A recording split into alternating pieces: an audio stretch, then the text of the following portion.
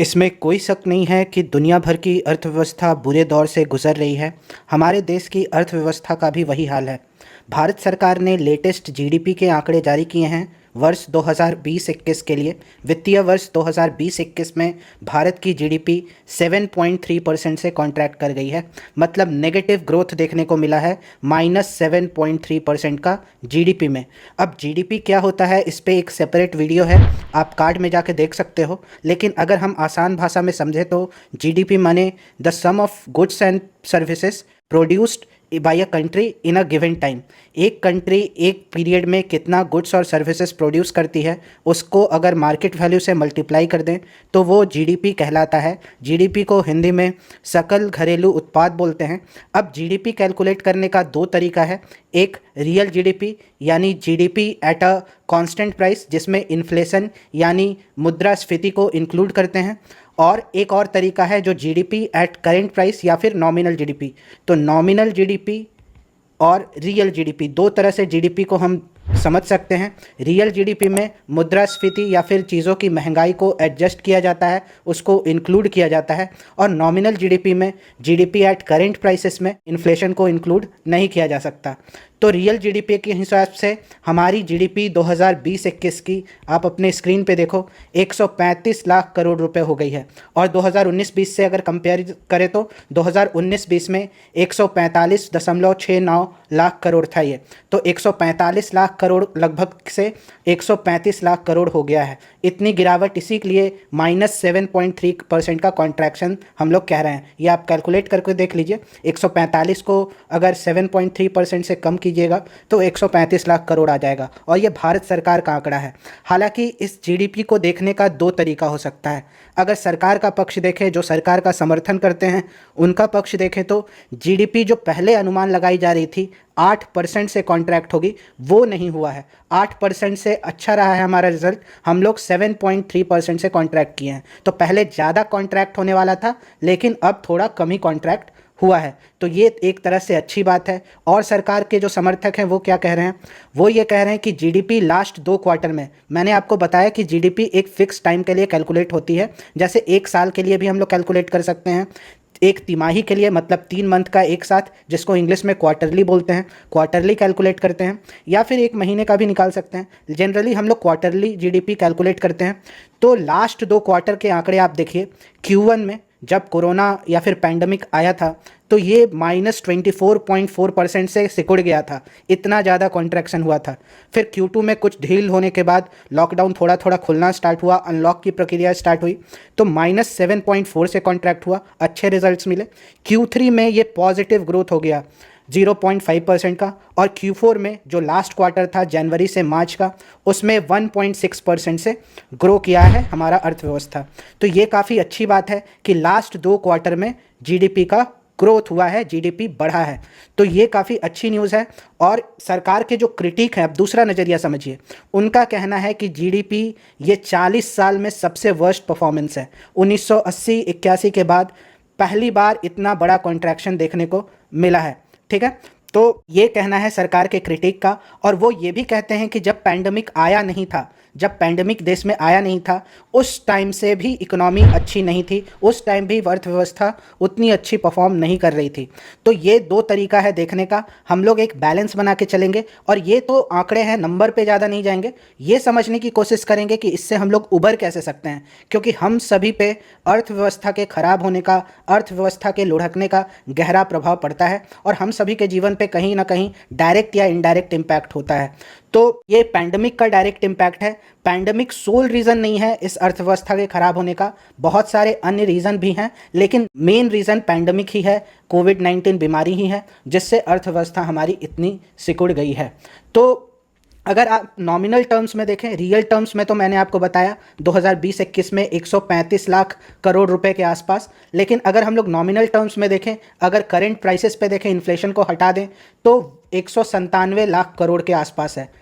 पिछले साल nominal GDP 203 lakh crore था, इस साल 197 लाख करोड़ हो गया है, जो कि 3% से कम हुआ है। लेकिन मेनली हम लोग रियल जीडीपी पे ही फोकस करते हैं, जो 135 लाख करोड़ है। आगे बढ़ने से पहले एक और चीज़ कि बजट और जीडीपी अलग अलग है। बहुत से आम लोग बजट और जीडीपी को सेम समझते हैं।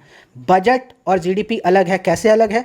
बजट जो होता है वो हमारा हिसाब किताब होता है, और जीडीपी जो होता है हमारा वेल्थ जनरेट करने का ताकत होता है। हम लोग कितना पैसा बना रहे हैं, कितना गुड्स एंड सर्विसेज प्रोड्यूस कर रहे हैं, और उसका मॉनेटरी वैल्यू क्या है। बजट हमारा 30 से 40 लाख करोड़ के आसपास है, और जीडीपी देखिए 135 लाख करोड़, और नॉमिनल टर्म्स में देखें तो 200 लाख करोड़ के आसपास है। तो जीडीपी बड़ा पिक्चर है, और उसी में हम लोग एक बजट रेवेन्यू और एक्सपेंडिचर का बनाते हैं। तो बजट 40 लाख करोड़ के आसपास होता है। तो ये डिफरेंस समझना जरूरी है। और ओवरऑल जैसा कि मैंने आपको बताया, -7.3% से जीडीपी कॉन्ट्रैक्ट कर गई है पिछले वित्तीय साल में, ठीक है।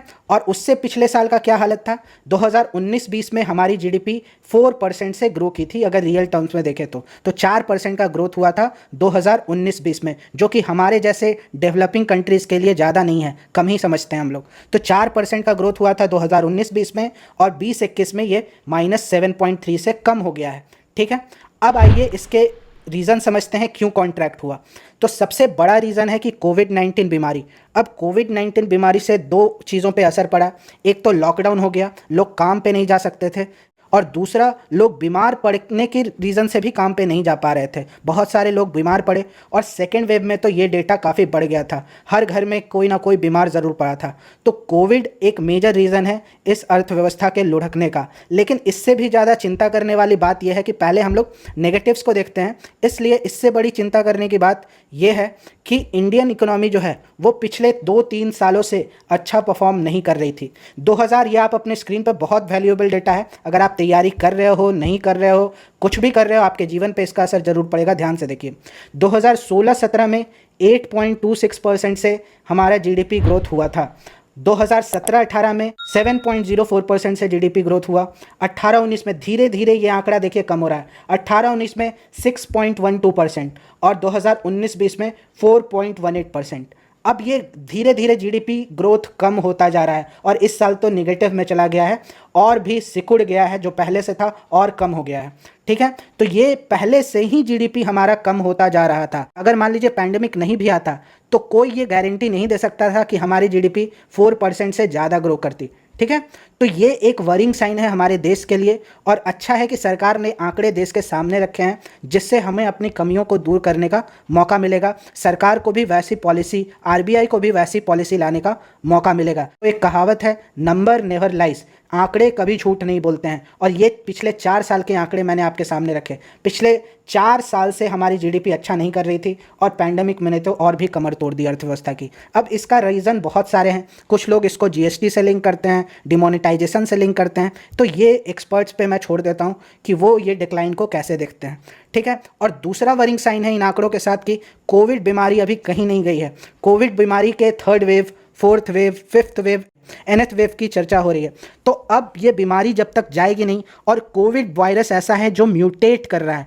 अब म्यूटेशन भी एक बहुत बड़ा डेंजर है, क्योंकि गवर्नमेंट को और भी जितने पॉलिसी मेकर्स हैं उनको वैक्सीन पे भरोसा है, लेकिन अगर वायरस म्यूटेट करता है और अपना एक खतरनाक रूप ले लेता है, तो हो सकता है कि हम लोगों की रिकवरी, अर्थव्यवस्था में कंट्री की रिकवरी और भी डिले हो जाए। तो ये कोविड बीमारी जब तक जाएगी नहीं, इसका कोई इलाज नहीं होगा, तब तक अर्थव्यवस्था अच्छे से परफॉर्म नहीं करेगी। और तीसरा साइन सबसे बुरा यह है कि जो सर्विसेज सेक्टर है उसको इस कोविड बीमारी ने, इस महामारी ने काफ़ी अफेक्ट किया है। और इंडिया की जीडीपी में सबसे ज़्यादा कंट्रीब्यूशन सर्विसेज सेक्टर का है। सर्विसेज सेक्टर में हॉस्पिटैलिटी सेक्टर और भी अन्य सेक्टर आते हैं। होटल को तबाह किया, ट्रांसपोर्ट को तबाह किया, टूरिज़्म को तबाह किया, रेस्टोरेंट इंडस्ट्री को तबाह किया। तो ये काफ़ी एक वरिंग साइन है, क्योंकि ये सर्विसेज सेक्टर हमारी जीडीपी में सबसे ज़्यादा कंट्रीब्यूशन देता है। और चौथा वरिंग साइन है कि जो तीसरा वेव होगा, क्या वो और ज़्यादा डेडली होगा? क्या तीसरा वेव बच्चों को इफेक्ट करेगा? उस पर पूरे देश की अर्थव्यवस्था निर्भर करती है। तो ये भी काफ़ी इंपॉर्टेंट हो जाता है कि 3rd वेव कब और कैसे हमें इम्पैक्ट करता है। इसीलिए गवर्नमेंट को चाहिए कि 3rd वेव की तैयारी पहले से करके रखें, और जो 2nd वेव में लापरवाहियाँ हुई हैं उसको दोहराएं ना हम, ठीक है।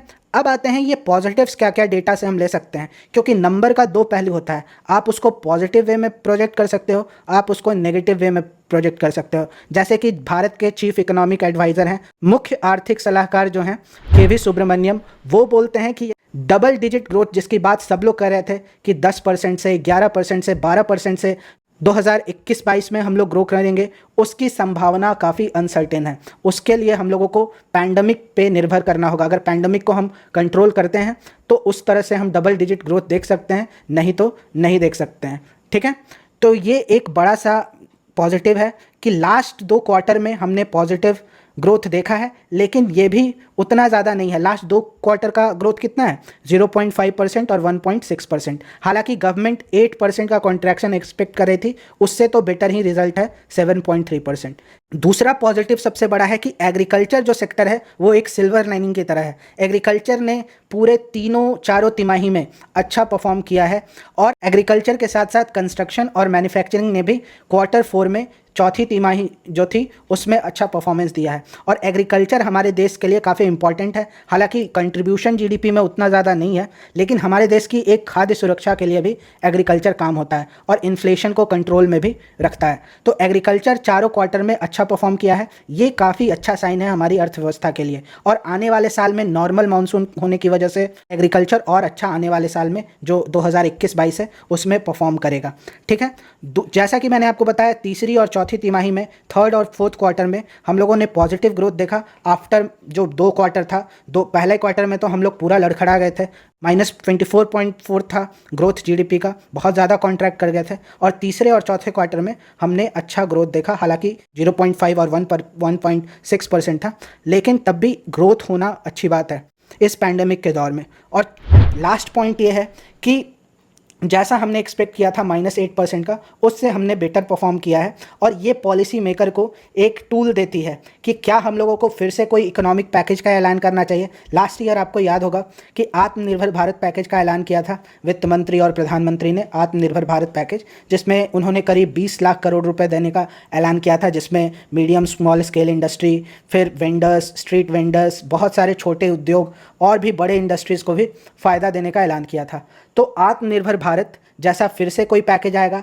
क्या इस बार सप्लाइड साइड में खर्च किया जाएगा? क्योंकि पिछले बार का जो आत्मनिर्भर भारत पैकेज था उसमें लोन पे, क्रेडिट फ्लो पे ज़्यादा ध्यान दिया गया था, लेकिन काफ़ी सारे एक्सपर्ट्स ऐसा बताते हैं कि गवर्नमेंट को डिमांड बढ़ाने के बारे में सोचना होगा। डिमांड बढ़ाने के बारे में सोचेंगे तभी लोग ज़्यादा सामान खरीदेंगे और ज़्यादा कंजम्पशन होगा तो जीडीपी भी ग्रो होगा। क्योंकि आपको जीडीपी का फॉर्मूला मैं बता देता हूँ। जीडीपी को अगर एक्सपेंडिचर मेथड से कैलकुलेट करें तो जीडीपी का फॉर्मूला होता है, आप अपने स्क्रीन पे देखिए, C+G+I+NX। अब इसको आसान भाषा में समझते हैं। C क्या है? कंजम्पशन एक्सपेंडिचर, जो कंजम्पशन पे खर्च करते हैं। G क्या है? जो गवर्नमेंट खर्च करती है, गवर्नमेंट एक्सपेंडिचर। I क्या है? Investment expenditure. और NX क्या है? नेट एक्सपोर्ट, हम लोग कितना एक्सपोर्ट करते हैं। नेट एक्सपोर्ट यानी एक्सपोर्ट माइनस इम्पोर्ट। जो देश ज़्यादा इम्पोर्ट करेगा उसके लिए NX नेगेटिव रहेगा, जो देश ज़्यादा एक्सपोर्ट करेगा उसके लिए ये पॉजिटिव में रहेगा। तो ये है जीडीपी का फॉर्मूला। तो कंजम्पशन पे ध्यान देना होगा, कंजम्पशन बढ़ाने पे, डिमांड बढ़ाने पे ध्यान देना होगा। काफ़ी एक्सपर्ट्स ऐसा बताते हैं। तो आंकड़े कभी झूठ नहीं बोलते, ये जीडीपी के आंकड़े हमारे सामने हैं और पॉलिसी मेकर्स को इसी के हिसाब से अपना प्लान बनाना चाहिए। हालांकि $5 ट्रिलियन इकोनॉमी का सपना अभी दूर है। हम लोग अभी अगर US डॉलर में कन्वर्ट करें तो 2.8 ट्रिलियन डॉलर के आसपास हैं। तो 5 ट्रिलियन जाने के लिए अभी काफ़ी दूर है रास्ता, लेकिन अगर हमने सही पॉलिसी बनाया, अगर जल्दी पैंडमिक को कंट्रोल में लिया तो ये जल्दी ही हम लोग पूरा कर लेंगे। और जैसे ही लॉकडाउन खुलेगा, डिमांड बढ़ेगा, सप्लाई पहले से मौजूद है, क्रेडिट पहले से मौजूद है, तो ये इकोनॉमी पे अच्छा असर डालेगा। तो होप करता हूँ आपको ये अर्थव्यवस्था पे वीडियो पसंद आया होगा। ऐसे ही वीडियो देखने के लिए चैनल को सब्सक्राइब करें। चैनल के सपोर्ट के लिए अपना फीडबैक दें कमेंट सेक्शन में। मिलते हैं किसी नेक्स्ट वीडियो में, तब तक के लिए कीप लर्निंग। जय हिंद।